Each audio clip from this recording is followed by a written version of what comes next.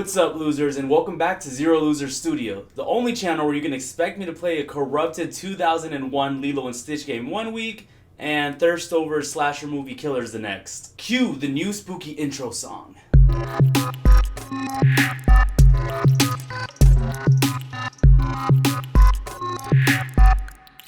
Yes, y'all heard me correctly, and don't act like you didn't read the title before clicking this video. Every single one of you knows exactly what you were jumping into beforehand, so there's no turning around now. I hope you're all ready to shake your heads in disbelief and kink shame me to no end, because today, we're counting down the most smashable horror killer hunks. Starting off our list with a very tippy-top, humiliating ranking of number 10 is our old friend Charles Lee Ray. He's from 1988's Child's Play, and we've already talked about him before on this channel, so I'm not gonna go too into it, but can you blame me? First of all, the little asshole's a doll. Second of all, he's like a literal foot tall. And third of all, he's a dick. The homicidal killing part is whatever, I guess, but the way he kills his victims? Alright, Nate, roll the clips. Oh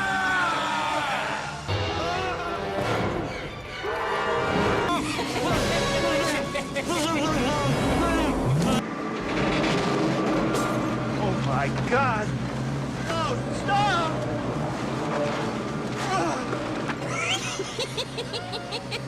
Petty. No thanks. Not worth the drama. Number 9. Billy. This dude.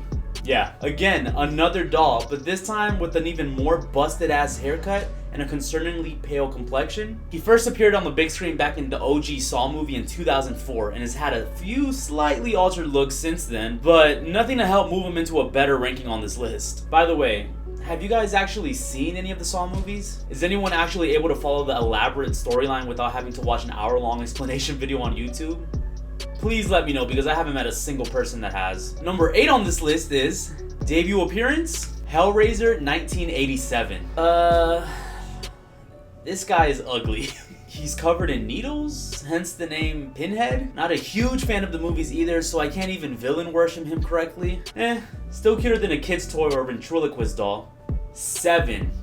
What's up, ninjas? Disclaimer, we've reached that part of the list where you guys are gonna start judging me. And that's okay. I deserve it. I am fully aware that I deserve to be judged for this. The leprechaun, Lubden, if we're on first name basis, is a short, greedy, mean old fuck. He cheats, he swears, he worries too much about dirtying up his shoes, and he's moderately racist, but he's got money? Tons of it? I'm not saying I'm a gold digger, but gold coins make a huge difference in the case of whether or not I would sack up with this murderous leprechaun. Am I ashamed?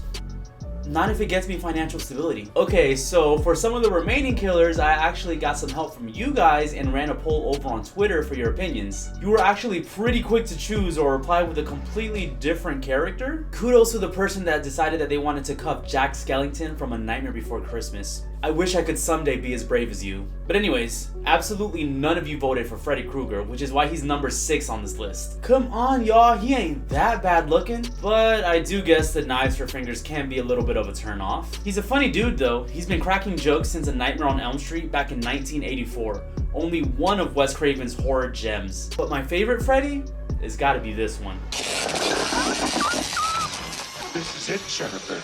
Your big breaking TV. Isn't he cute? Sitting at number 5 on this list this week is Leatherface of 1974's A Texas Chainsaw Massacre. I like to call him Bubba. It suits him, don't you think? To be honest with you, Bubba's only negatives are his anger issues and his habit of wearing a mask made out of human flesh.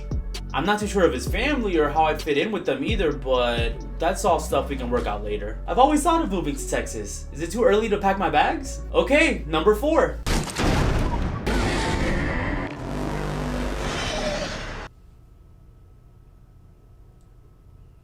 I refuse to explain this one. Moving on, number 3. This is where the rankings get a little less comical and a little bit more serious. He tied for first place on my Twitter poll with 40% of the votes. You guys love him as much as I do, and I cannot blame you. Ghostface of the Scream movies has had multiple identities since 1996, but none of them have been as iconic as the original slasher duo of the original movie, Billy and Stu. Batshit crazy isn't enough to describe these two. Armed with nothing but a knife and a quirky voice changer,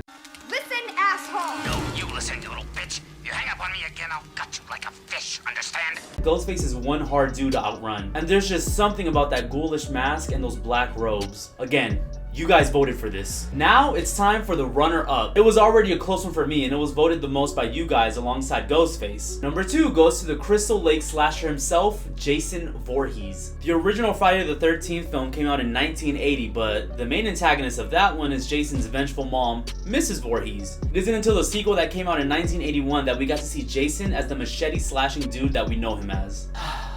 He's tall, strong, muscular, and he's passionate about his work. That's something I really appreciate in a partner. Also, I'm not the only guy out there that likes him so much. Have you seen the fan art out there?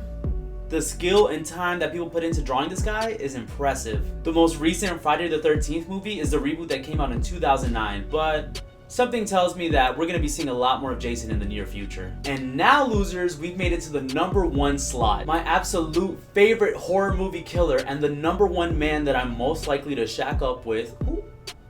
My horror movie crush, Michael Myers. 1978's Halloween has become a horror classic over the years, and although the multiple sequels, like any other horror movie, all come in different levels of quality, I do personally enjoy most of them for what they are. Halloween Resurrection with Tyra Banks and Busta Rhymes is one of my guilty pleasures. The antagonist of the franchise, Michael, is a jumpsuit-wearing, silent-stepping, tight-lipped, knife-slashing serial killer intent on killing the people around him. He's known for his calm, steady pace as he stalks his victims, and we rarely get to see him without his mask. But come on, it's not all about the face, is it? I mean, how superficial can you get? Some of us are just attracted to the silent type. And again, I know I'm not the only one out there that loves him so much. Otherwise, these wouldn't exist, would they? Michael, whenever you're done with your little maniacal killing spree, follow me on Twitter and send me a quick DM.